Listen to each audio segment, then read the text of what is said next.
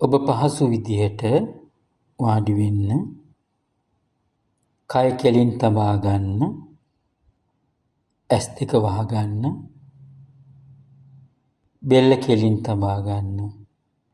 හොඳින් හුස්ම ගන්න, හොඳින් හුස්ම හෙලන්න. නැවතත් හොඳින් හුස්ම ගන්න, හුස්ම හෙලන්න. ඔබ හුස්ම පාලනය කරන්නේ නැතුව ස්වභාවිකව ඇතුළු වන හා පිටවන හුස්මට අවධානය යොමු කරන්න.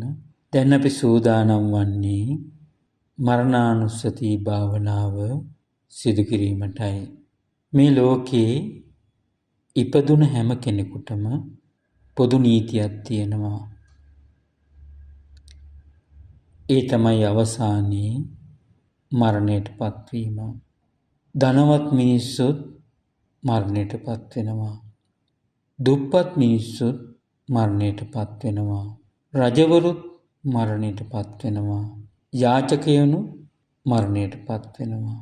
දක්ෂ මිනිස්සු මරණයට පත්වෙනවා. දක්ෂ නැති අඥාන මිනිස්සුත් මරණයට පත්වෙනවා. අපිට ආදරය කරන මිනිස්සුත් මරණයට පත්වෙනවා. අපිට වෛර කරන මිනිස්සුත් මරණයට පත්වෙනවා. මේ ලෝකේ යම් කෙනෙක් ඉපදිලා ඉන්නවා නම් ඒ සියලු දෙනාගේම ජීවිතේ කෙලවර වෙන්නේ මරණයෙන්. දැන් ඔබ ඔබේ ජීවිතය ගැන මදක් සිතන්න. දැන් බලන්න, ඔබ බොහෝ කාලයක් මේ ලෝකේ ජීවත් වුණා. මේ වෙනකොට ඔබට ඇතිවිච්ච හීන නිසා ඒවා පස්සේ දුවලා ගොඩක් මහන්සි වෙලයි සිටින්නේ. දැන් ඔබ පොඩ්ඩක් කල්පනා කරලා බලන්න, මේ වෙනකොටත් ඔබේ හිතේ කොච්චර බරක් තිබෙනවද කියලා. ඔබට ඔබේ පවුල ගැන බරක් තිබෙනවා. ඔබේ පවුල ඔබ මම කියලා හිතින් අල්ලාගෙනයි ඉන්නේ. ඔබේ රැකියාවත් ඔබ මම කියලා හිතින් අල්ලාගෙන ඉන්නවා. ඔබ හරි හම්බ කරගත්ත මුදල් ඔබ මම කියලා හිතින් අල්ලාගෙන ඉන්නවා. ඔබේ ඉදිරි අනාගතය ගැන ඇති වෙලා තිබෙන බිය, මට අනාගතේ මොනව වෙයිද කියලා ඇති කරගන්න බියත් ඔබ මම කියලා හිතින් අල්ලාගෙන ඉන්නවා. ඔබේ ළමයිගේ අධ්‍යාපනය ගැන ඔබ මම කියලා හිතින් අල්ලාගෙන ඉන්නවා. ඔබගේ ගෙවල් දොරවල් ඉඩකඩම් ඔබ මම කියලා හිතින් අල්ලාගෙන ඉන්නවා. ඔබට සමාජයෙන් ලැබිලා තියෙන කීර්ති ප්‍රශංසා පිළිගැනීම් ආදිය මම කියලා හිතින් අල්ලාගෙන ඉන්නවා. ඔබ ගැන අනිත් අය හිතන දේ ඔබ මම කියලා හිතින් අල්ලාගෙන ඉන්නවා. ඔබ මේ සියල්ලම මම කියලා අල්ලාගෙන හිටියත් ඔබ මරණයට පත්වෙනකොට මේ කිසිම දෙයක් ඔබට රැගෙන යන්නත් බෑ. ඒ කිසිම දෙයක් ඔබේ පසුපසින් ඉන්නෙත් නෑ. දැන් ඔබ පොඩ්ඩක් මෙහෙම හිතන්න.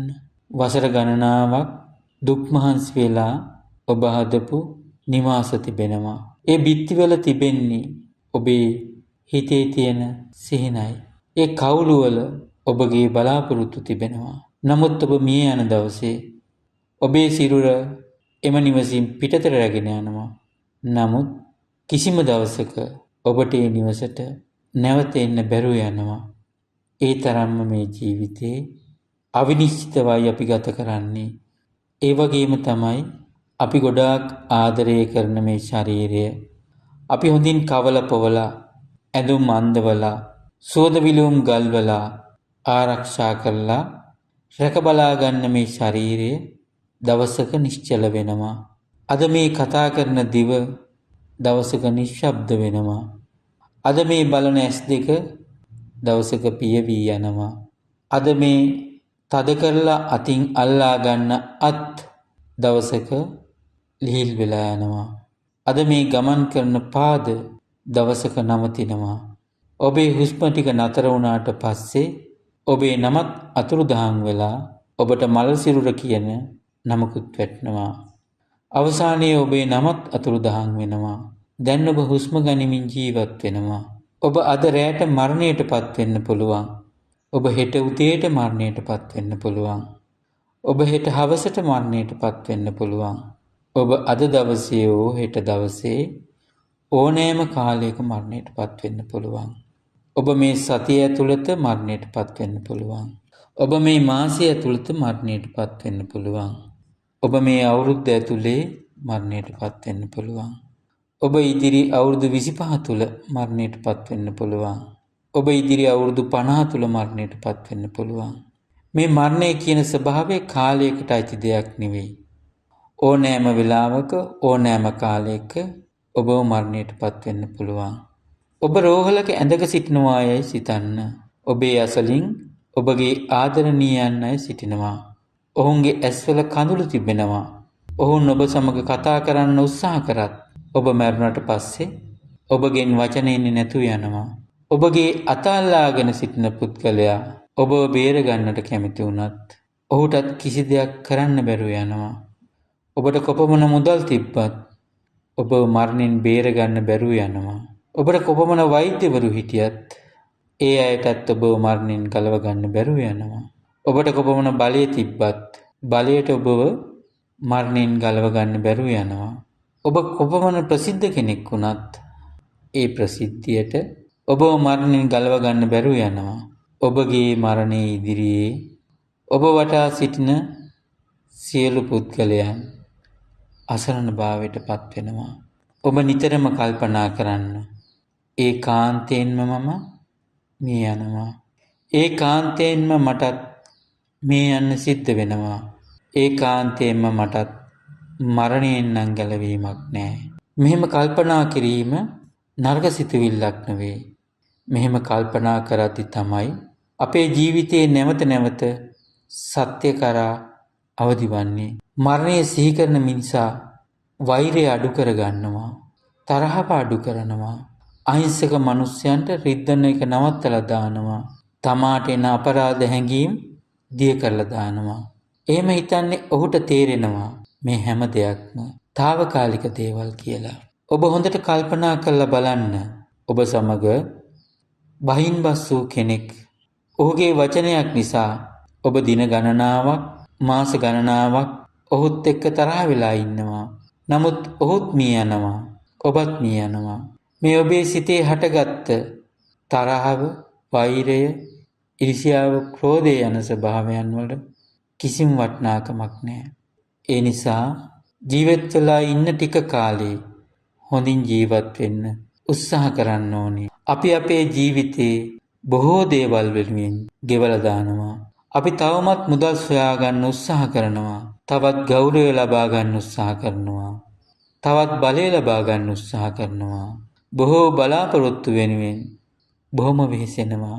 නමුත් අපේ මරණය පැමිණෙනකොට අපිට අවශ්‍ය නිදහස අපේ සිතේ තිබුණේ නැත්නම් අපි කොපමණ උත්සාහ ගත්තත් අපේ ජීවිතයට පළක් වෙන්නේ නැහැ. රහතන් වහන්සේලා කිසිම දවසක මරණයට බය වුණේ නැහැ. උන්වහන්සේලා නිතරම බය වුණේ අවිද්‍යාවෙන් ජීවත් වෙන්නයි. ඒ නිසා අපි මරණයට බය යුතු නැහැ. අවිද්‍යාවෙන් ජීවත් වීමට තමයි අපි බය වෙන්න ඕනේ. දැන් ඔබගෙන් ප්‍රශ්න කරන්න. මම අද මිය ගියොත් මගේ හිත නිදහස් වෙලාද තියෙන්නේ? මං අන් අය සමග ආදරෙන් ජීවත් වුණාද? මං අන් අයට වේදනාවක් දුන්නද?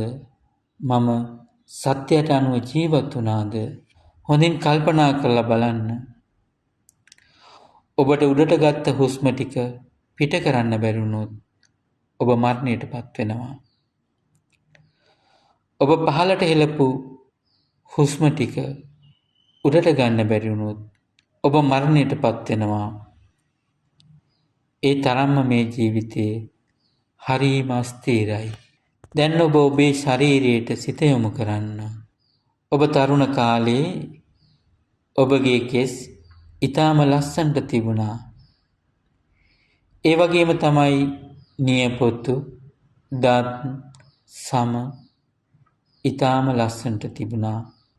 දැන් ක්‍රමයෙන් වයසට ගිහිල්ලා ඔබේ කෙස් තනින් තන සුදු වෙලා, ඔබේ නියපොතු දුර්වර්ණ වෙලා, ඔබේ දත් දිරන්න පටන් අරගෙන ඊටාත්ම ලස්සනට තිබුණු සම දැන් අවපැහැයට හැරිලා රැලි වැටිලා.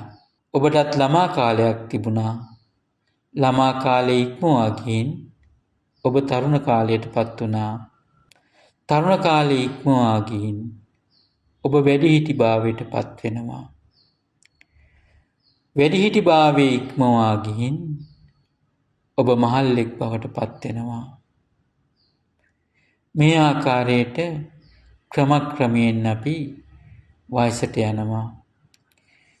ක්‍රමක්‍රමයෙන් අපි මරණය කරා ලං වෙනවා. මේක නරක දෙයක් නෙවෙයි. මේක තමයි ජීවිතයේ ස්වභාවය. ඉපදුනා වූ සත්වයා ජරාවටපත් වෙලා මරණයටපත් වෙනවා. මේ ස්වභාවය අපි උපේක්ෂාවෙන් බාර ගන්න පුරුදු වෙන්න ඕනේ. ගස්වල අලුතින් කොළ හට ගන්නවා. ඒවා හරීම ලස්සනයි. ඒවා කොළ පාටින් දිලිසෙන්න ගන්නවා.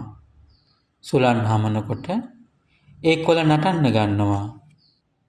කාලයක් ගත වෙද්දී ඒ කොළ කහ පාටට හැරෙනවා. තවත් කාලයක් ගත වෙද්දී ඒ කොළ වියලෙන්න ගන්නවා. අවසානයේ ගහින් බිමට වැටිලා පොළවේ පස් බවට පත් වෙනවා. අපේ ජීවිතෙත් අන්න එහෙම තමයි. දැන් ඔබගේ හිතේ කරුණාවන්ත හැඟීමක් ඇති කරගන්න. මාගේ මේ මරණය කරා යන ජීවිතේ මම යහපත් ලෙස ගත කරනවා. මම වෛර නොකරන කෙනෙක් බවට පත් වෙනවා. මගේ හිතේ තිබෙන ලෝභය හැකිතාක් අඩු කරගන්න උත්සාහ කරනවා. මම අන් අයව දුකින් මුදවා ගන්න උත්සාහ කරනවා. හොඳයි. දැන් ඔබ සෙමෙන් හුස්ම ගන්න. හුස්ම පිට කරන්න. නැවතත් හුස්ම ගන්න. හුස්ම පිට කරන්න. ඔබගේ හුස්මේ ස්වභාවයත් පපුවේ උස් පහත් වීමේ ස්වභාවයටත් හොඳින් සිත යොමු කරන්න. දැන් ඔබේ ජීවිතයේ తాවකාලික බව මෙනෙහි කරන්න. මේ ජීවිතයේ අනියතයි. මරණය නියතයි. මේ ජීවිතය අනියතයි. මරණය නියතයි. මේ ජීවිතය අනියතයි. මරණය නියතයි.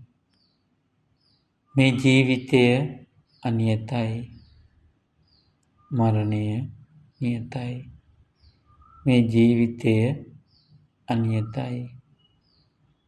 මේ ජීවිතය අනියතයි. මේ ජීවිතය අනියතයි.